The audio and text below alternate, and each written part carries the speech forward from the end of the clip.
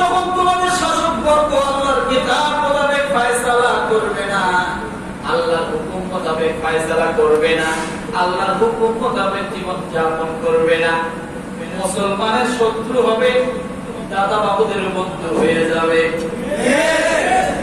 আছে না নাই? আছে না নাই?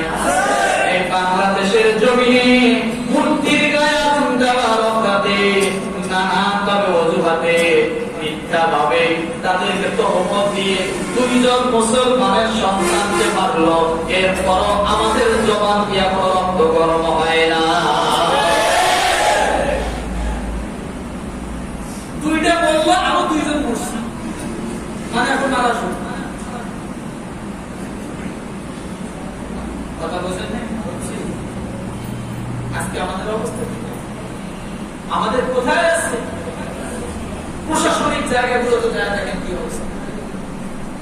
আমরা মুসলমান, আমাদের কথা অন্যদের কথার দাম বেশি, কারণ সেখানে প্রতিটা মাথায় মাথায় ঘোরায় ঘোরায় ওইরকম ফিট করা আছে, কি ফিট করা? মূর্তি ফিট করা আছে। আমার ভাইরা, এই গুনাহের কাজ যখন মানুষগুলো করবে তখন আল্লাহ তাদের পরস্পরের মধ্যে যুদ্ধ বাঁধিয়ে দিবেন। কি বাঁধিয়ে দিবেন? যুদ্ধ বাঁধিয়ে দিবেন। তাদের মধ্যে নানান ঝামেলা সৃষ্টি হয়ে যাবে। এই জন্য 5টা গুনাহ এবং 5টা শাস্তি, আল্লাহ যেন এই 5টা গুনাহ থেকে আমাদেরকে হেফাজত করে নেয়, বলি আমিন। এবার বলবেন হুজুর, তাহলে এই অনাবৃষ্টি, পরিবেশ নষ্ট, নানান সমস্যা, এগুলা থেকে মুক্তির উপায় কি? আল্লাহর নবী জনাবে মুহাম্মদ আরবি সাল্লাল্লাহু আলাইহি ওয়াসাল্লাম 4টা আমল আমাদেরকে বাতলা দিয়েছেন, বলেন সুবহানাল্লাহ। কয়টা?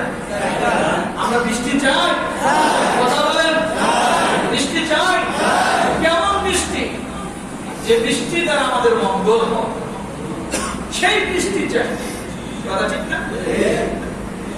আমার ভাইরা, এই বৃষ্টির জন্য, শুধু বৃষ্টির রহমতের বৃষ্টির জন্য, আমাদের উপকার যে বৃষ্টি হয় সেই বৃষ্টির জন্য আল্লাহ নবী জনাব মুহাম্মদ রাসূলুল্লাহ সাল্লাল্লাহু আলাইহি ওয়াসাল্লাম 4টা তিনি বাতলা দিয়েছেন। কয়টা? 1 নম্বরে ইস্তিগফার করা। কি করা? বলবেন হুজুর, ইস্তিগফারের সঙ্গে বৃষ্টির কি সম্পর্ক? রব্বুল আলামিন সূরা নূহের 10 নম্বর আয়াতে বলেন, ফাকুল তুস্তাগফিরু রাব্বাকুম ইন্নাহু কানা গফফারা। সালাম বলে প্রথম আমলটা কি? জোরে বলতে হবে, সালাম বলতে হবে, ইস্তিগফার। সূরা নূহের 10 নম্বর আয়াত, ফাকুল তুস্তাগফিরু রাব্বাকুম ইন্নাহু কানা গফফারা। আমি তাদেরকে বলছি, নিজ প্রতিপালকের কাছে ক্ষমা প্রার্থনা করো, নিশ্চয় তিনি অতিশয় ক্ষমাশীল। এরপর রব্বুল আলামিন 11 নম্বর আয়াতে কি বলেন? ইউসিরিস সামাআ আলাইকুম মিদরারা। যদি আপনি ক্ষমা ঘোষণা করতে পারেন তাহলে আল্লাহ বলেন তিনি আকাশ থেকে তোমাদের উপর প্রচুর বৃষ্টি বর্ষণ করে দিবেন। তাহলে আপনি ইস্তিগফার করলে আল্লাহ কি করবে? বৃষ্টি বর্ষণ করবে। সূরা নূহ আয়াত নম্বর 10, আয়াত নম্বর কত? 11। এরপর রব্বুল আলামিন বলেন, ওয়ায়ুমদিদুকুম বিআমওয়ালিন ওয়া বানিনা ওয়া ইয়াজআল লাকুম জান্নাতিন ওয়া ইয়াজআল লাকুম আনহারা। এই জন্য বৃষ্টি দিব যাতে তোমাদের ধন সম্পদ, সন্তান সন্ততির উন্নতি দান করবে। তাহলে ইস্তিগফার পাঠ করলে বৃষ্টি হবে, আর বৃষ্টি হলে কি হবে? সন্তান সন্ততি, ফল মূল, ফসল, গবাদি পশু সবকিছুতে কি হবে? উন্নতি লাভ হবে। আমার ভাইয়েরা, করবো তো ইনশাআল্লাহ। আমল কি? ইস্তিগফার। আমার ভাইয়েরা, দ্বিতীয় নম্বরে ওয়ালা বৃষ্টির কারণে আপনি দ্বিতীয় নম্বরে যে আমল করবেন, আল্লাহ নবী জনাব মুহাম্মদ রাসূলুল্লাহ সাল্লাল্লাহু আলাইহি ওয়াসাল্লাম বলেন, বুখারী হাদিস নাম্বার 1012। কত? 1012। ফাস্তাসকি ফাস্তাকবালাল কিবলা ওয়া কিবলা ইদাআ ওয়া সাল্লি রাকাআতাইন। আব্দুল্লাহ ইবনে যায়েদ রাদিয়াল্লাহু আনহু বর্ণিত, নবী সাল্লাল্লাহু আলাইহি সাল্লাম ঈদগাহে গেলেন এবং বৃষ্টির জন্য দোয়া করলেন। অতঃপর কিবলামুখী হয়ে নিজের চাদরখানি উল্টিয়ে নিলেন এবং 2 রাকাত সালাত আদায় করলেন। দ্বিতীয় নম্বরে কি পাইলাম? 2 রাকাত নামাজ। কি পেয়েছি? 2 রাকাত নামাজ। আমরা বৃষ্টির জন্য 2 রাকাত নামাজ পড়ব ইনশাআল্লাহ। তৃতীয় নম্বরে যে আমলটা আল্লাহ নবী জনাব মুহাম্মদ রাসূলুল্লাহ সাল্লাল্লাহু আলাইহি সাল্লাম বেশি বেশি তওবা এবং ইস্তিগফার করছেন, দোয়া করছেন। তওবা এবং দোয়া করছেন। কি করছেন? বলেন। তওবা এবং দোয়া করছেন। বুখারী হাদিস নাম্বার 1011 আব্দুল্লাহ ইবনে জায়েদ রাদিয়াল্লাহু তাআলা থেকে বর্ণিত। নবী সাল্লাল্লাহু আলাইহি ওয়াসাল্লাম বৃষ্টির জন্য দোয়া করেন এবং নিজের চাদর উল্টিয়ে দেন। তাহলে আগে পাইলাম নামাজ, তারপরে দোয়া, এখন পাইলাম কি? দোয়া। আর দোয়া করতে যে আপনার গায়ের মধ্যে চাদর যেমন থাকবে ওইটা দোয়ার আগে আপনি উঠে দিয়ে তারপরে দোয়া করবেন। তাহলে ইস্তেগফার, নামাজ আর কি? দোয়া। মনে থাকবে আমার ভাইরা? তৃতীয় নম্বর যেমন সেটা হলো উত্তম কোন ব্যক্তির ওসিলা নিয়ে দোয়া করা। কি করা? আপনার কাছে যে ব্যক্তি উত্তম মনে হয়, এই জামানায় যারা উত্তম আপনার কাছে মনে হয়, ভালো মনে হয়, আমলদার মনে হয়, আল্লাহর ওলি মনে হয়, পরহেজগার মনে হয়, এমনকি সাহাবায়ে কেরামের নামগুলো দিয়ে আপনি সে দোয়া করতে পারেন, ওসিলা নিয়ে দোয়া করতে পারেন। আমার ভাইয়ের বুখারী হাদিস নাম্বার 1008। কত? 1008। আব্দুল্লাহ ইবনে দিনার রাদিয়াল্লাহু থেকে বর্ণিত, তিনি বলেন আমি ইবনে উমরকে আবু তালিবের এই কবিতা পাঠ করতে শুনেছি। তিনি শুকর তার চেহারার ওসিলা দিয়ে বৃষ্টির প্রার্থনা করত। কে দোয়া করছিলেন? কে দোয়া করছিলেন? আবু তালেব। কে দোয়া করছিলেন? কার ওসিলা দিয়া?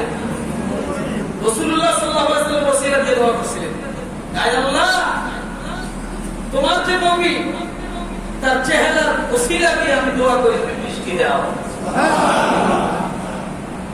তাহলে আবু তালেব রাসূলকে চিনতো, কথা ঠিক কিনা? কিন্তু ইসলাম গ্রহণ করে না, সেটা তার ভিন্নতা। কথা ঠিক না? আমার ভাইয়েরা, এবার দেখুন হযরত উমর রাদিয়াল্লাহু তাআলা নিজে আব্বাস রাদিয়াল্লাহু তাআলা নাম ধরে তার ওসিলা নিয়ে দোয়া করেছিলেন। বলেন সুবহানাল্লাহ। আব্বাস রাদিয়াল্লাহু তাআলা কে? বলেন তো।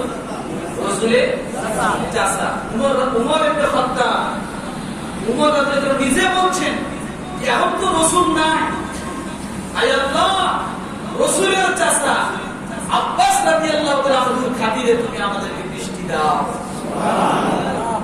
কি করো? তুমি আমাদেরকে বৃষ্টি দাও।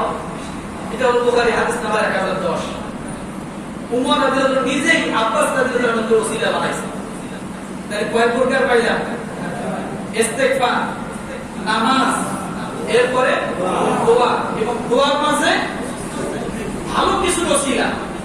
ভালো কিছু কি ওসিলা? এই ওসিলাগুলো নিয়ে দোয়া করা। মনে থাকবে ইনশাআল্লাহ?